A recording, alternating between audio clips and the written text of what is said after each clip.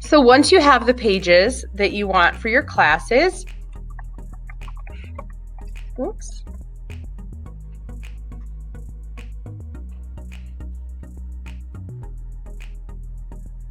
And they're all in order. Then you're going to go back to build. And then you can start laying out your pages. So make sure you know which page you're on. So this is my home page. I really like all the stuff on this home page. I want to eventually put my own work in here.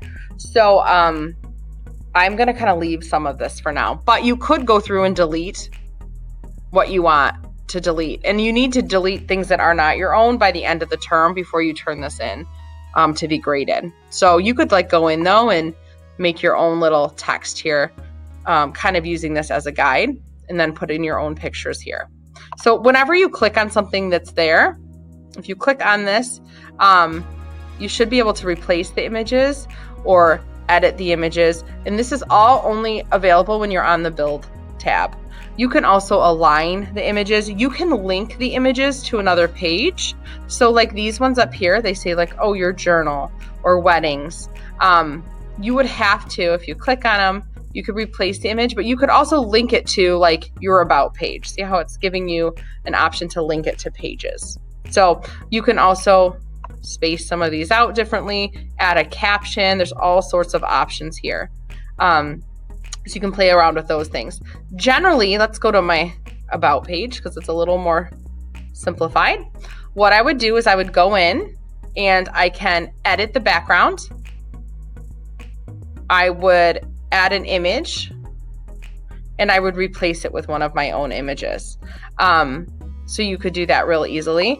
And then if you want to add text, you would take text, drag it over. So this is specifically a title. So I could say about me. And if you see here, there was already text there. So I could have just clicked on this text and edited it. It put it in 2 columns when I dragged it to the right of this text. So I can just hover over and delete these. So sometimes this gets a little bit tricky to figure out these, but just delete, hover over something you don't want and something like an X should appear and you can get rid of it. So now I could just start typing about myself here.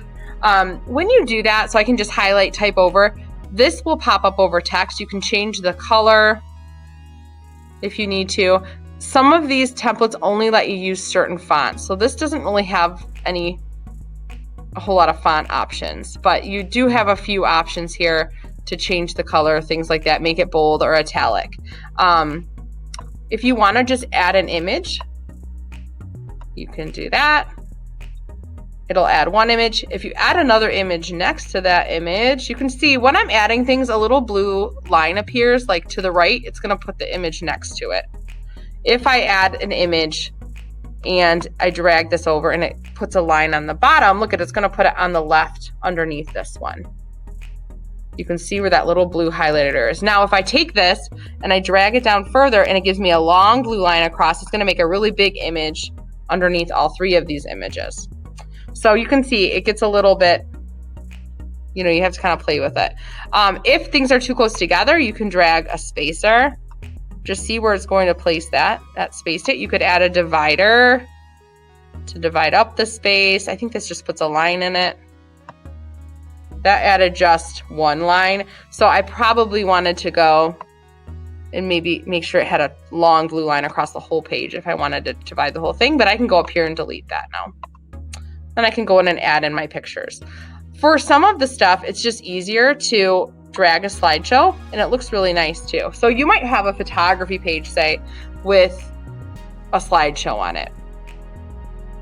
So let's go up to my photography 1 page.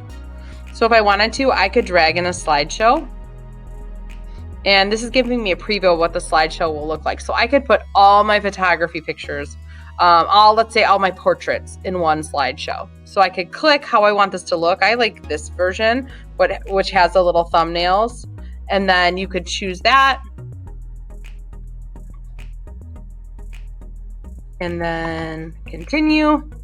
And then it's going to just have you grab and drop pictures from your computer in there. So I'll just grab a few to show you an example.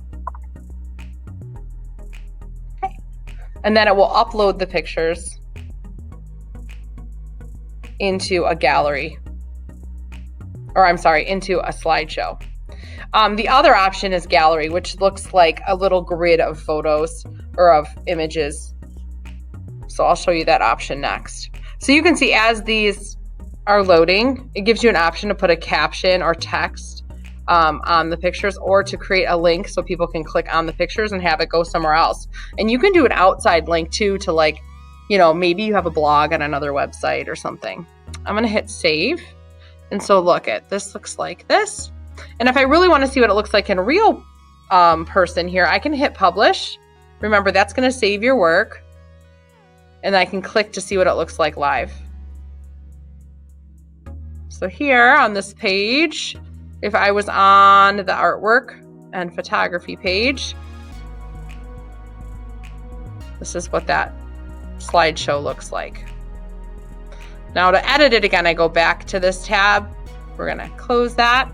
And then here's what a gallery looks like. You just drag it. I'm going to look for that blue guide. It tells me it's going to drop it underneath. And then if I click to upload an image, it's going to have you do multiple images again. I'm going to grab a few. If you have an odd number of images, sometimes, you know, it places them in a strange grid. So sometimes you have to arrange and fix these. Or if some are horizontal images, some are vertical, that can make things look strange too. So I have 4 photos uploading here. So let's see what it does with them. It's putting them 3 in a row with 1 below. So anytime you do a gallery, you can click on them, sorry, here, and you can add text and things like that. But I can make this like 2 columns if I want to. I can change the spacing, you know, putting it top, bottom, or top margin, bottom margin. You can do, yeah, this kind of just scoots everything in.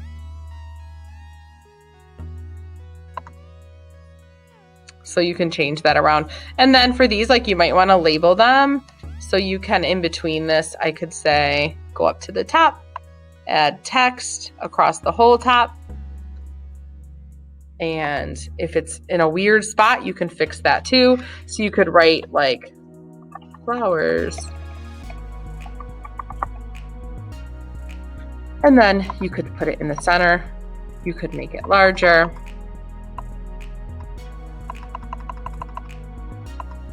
And then if it's too close to the one above it, you would add in a spacer. So you have to go here and you can add in a spacer. And scoot that down. And you can add in multiple spacers if you want to.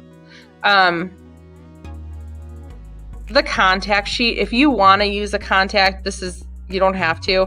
You can add in, there is a contact form that you can add in, and that's the form I showed you earlier that only allows people to send you messages and you don't have to share any personal information. So if you go down a little further, there's something called a contact form, and that's what we had in there. That's just kind of anonymous to you. You don't have to give out your information, but that's not a requirement. That was just an option. So there's all sorts of things you can, you know, play with in here. So you can put links to social media and things like that. Don't put any maps to anywhere like your house or the school. Don't tell people that you're from Lake Orion High School. Keep it kind of vague. But you can see there's all sorts of things that you can put on these pages, and you just drag them over.